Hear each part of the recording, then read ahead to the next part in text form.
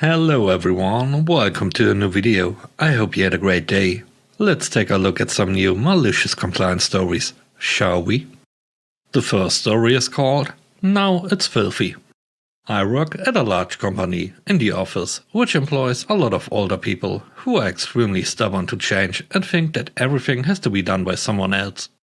There's a kitchen that all of the people in our department use, a common coffee machine, an electric kettle, etc. The upper management has been making a schedule for when each of us has to clean the kitchen. Of course, since a lot of aforementioned people just decided that it's not part of their job, they are not doing it. And since the upper management doesn't enforce this, it gets quite bad, fast. No common decency. I hate to use the coffee machine and the electric kettle for my tea when it's super dirty. Even the handles get sticky, which is extremely disgusting. So I take it upon myself to clean all of it, from time to time, since I arrive early every day. The electric kettle was full of flakes of limescale, so I brought a descaler from home. I hate to see flakes floating in my tea. I've done this for a while now, using it every so often. I like to use it when it's clean. Some of the older folks here saw me use the descaler and told the upper management that I am bringing in an unknown chemical solution and using it on the food they use. He is trying to hurt the older generation, is a direct quote from what they told my boss. All of the upper management called me in immediately for me to explain myself and called office security. I told them that I'm just tidy, I hate dirty appliances, showed them the descaler and all was good.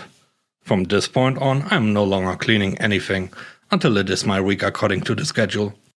Now the older people are berating me that I am not cleaning it anymore, stating that the kitchen is filthy and I am to blame. They once again complained about me to the upper management, that the chemicals I used caused flakes to appear in their drinks. Cleaning was never a part of my job description, so I sent out the management-made schedule to the entire department. And every time someone complains, I forward it once again. I also include a CC to my superiors, mentioning by name who has made a request and when was the last time they cleaned it themselves, as written in the company guidelines. The complainers got called in for causing office drama, which the management hates. They all got disciplinary warnings. They hate me, and I have to bring coffee from home now. Not going to use the filthy kitchen ever again. Still feels like it was worth it. The next story is called No Lesson Today. I work as a swim instructor for wealthy families. I teach lessons in people's private backyard pools.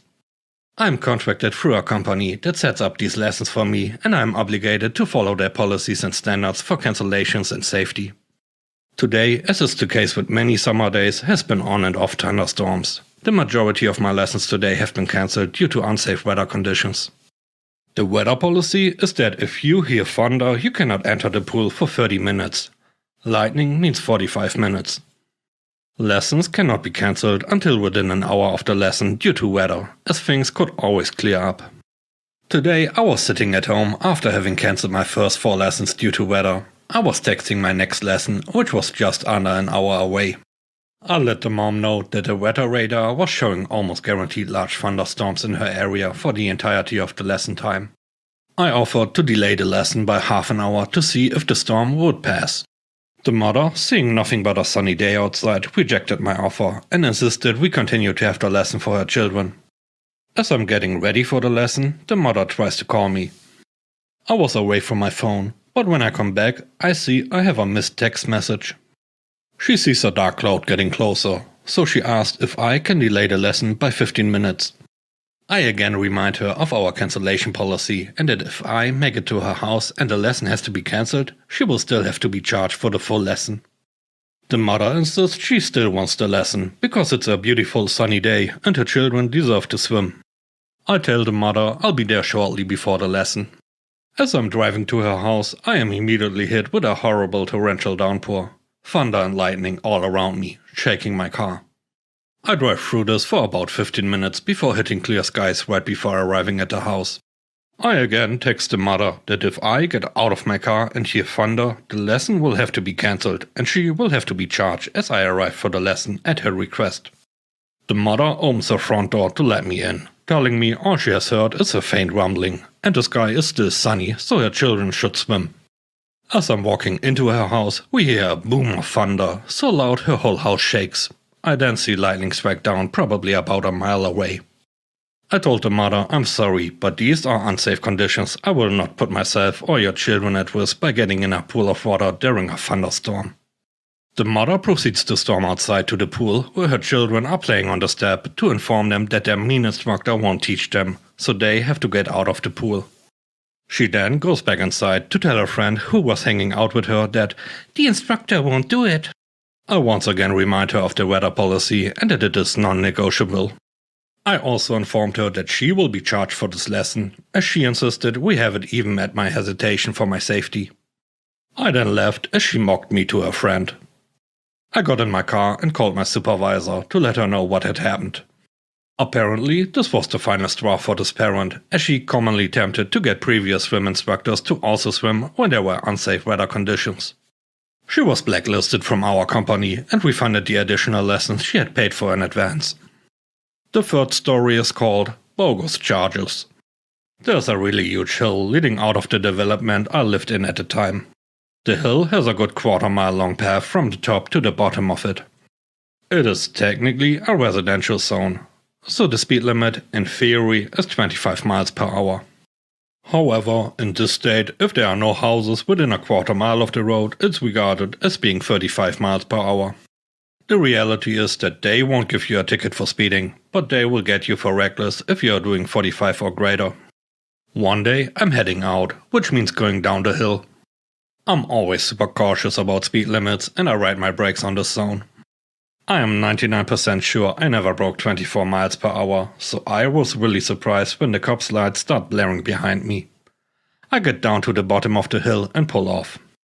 The cop comes up and asks for ID, but not registration. He goes back to his car to run my ID, presumably runs it, then comes back and demands my registration. He didn't ask, he demands it. This struck me as odd, but I gave him the registration. He hustles back to his car but doesn't actually get in, so he can't run anything. He comes back and tells me he clocked me doing 26 and the speed limit is 25. He hands me a ticket and tells me I can either pay the fine online or appear in court on the date on the ticket, doesn't tell me to sign anything and goes back to his car and leaves. So many things about this screamed that something was wrong with this, so you'd better believe I actually went to court. The court date comes up. I have the day off, got my suit cleaned and I got to court. I check in with the secretary and there's no record of my ticket.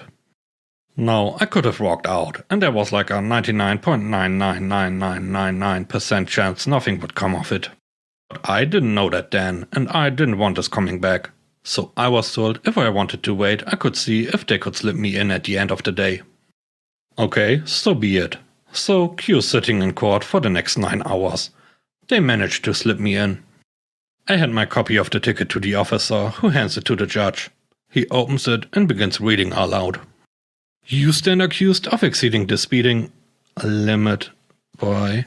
He looks at me, looks back at the ticket, looks back at me, looks at the ticket. Looks back at me and says in the single most commanding voice I have ever heard, shy of a marine drill instructor, "Get out of this courtroom." If a judge tells you to leave the courtroom, you do it. So I left and never heard another thing about the ticket. Sort of. A month later, there was a report about a criminal being arrested not too far from where I lived at the time. He drove the same make, model and color of a car as I was driving. I don't know it for a fact, but I think the cop pulled me over thinking he just found me instead and didn't want to say, "Sorry, I thought you were someone else." So he gave me a bogus ticket, expecting me to just try to pay the fine online, be unable to do so and give up on it. The last story is called, If You Can Fight a Ticket, Do It. In 2007, I was involved in a traffic accident on a ramp in Baltimore. Traffic ran from the speed limit, 55 miles per hour, to a complete stop around the curve of the exit in a space of 500 feet. And it had just started raining. I and my Honda Accord managed to stop literal inches from the person in front of my bumper. I had enough time to have half a sigh of relief before I was rear-ended so hard that the can of tea in my race level console cup holder wound up splattered all over the windshield. I get out of the car and the person who hit me is crying and hurt. She's driving a Saturn that is at least a decade old and the ancient airbag broke her nose and blacked both of her eyes. She's also crying for real, because this is her only transportation. I grab an umbrella out of my now weirdly shaped backseat and hold it over her while she sobs. She explains her brakes had been locking up lately and she was literally on her way to the mechanics and tries to text her boyfriend to pick her up. She's crying so hard that she drops her phone, twice. And then a cop shows up. Baltimore cops are jerks, so he writes this girl a ticket about failure to control speed to avoid an accident and reckless endangerment and half a dozen other made-up things. The ticket will literally cost more than a new car and she might get her license revoked and/or jail time. She's hysterical. I talk to her, reassure her it's not her fault and manage to swap insurance info. Fast forward 2 months. I'm healed up and mostly good regarding the accident, have a new car and everything. I get a notice in the mail that I am requested to be a witness for this poor girl's trial for her ticket. Don't have to show, but it would be nice. I will not gonna let that cop roast her. I was asked, so I'm taking a day off work to show up. I turn up in court, dressed in my civil servant best and even toss on some makeup to impress the judge. I wait 3 hours for her hearing because I am not gonna accidentally be late. The cop goes first. He makes up a bunch of stuff about how recklessly she was driving to have hit me in an accident he was probably 10 miles away from witnessing from his response time. Then the judge calls me and I stand up. The cop looks this weird combo of surprised and angry, like he didn't expect me to show. The poor girl was already crying and starts crying more. So I get to the stand, get sworn in and tell the truth, the whole truth and nothing but the truth. I say that we were going exactly the speed limit. I know because I checked my speedometer and surprised that there wasn't more traffic. That she was following a proper distance behind me because I had checked my rearview mirror and she was a ways off. That it had just started raining after a dry week, so the road was greasy as heck and I knew that because I almost slipped into the car in front of me, only saved by my car's ABS. That her wheels had locked because I'd heard the screech and seen the skid marks and that she definitely wasn't at fault because she was on her way to get her car fixed. And I mentioned that the cop didn't show up until 20 minutes later.